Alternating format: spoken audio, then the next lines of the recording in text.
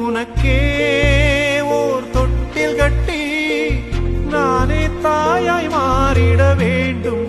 ஆராரிராரோ நான் இங்கே பாட,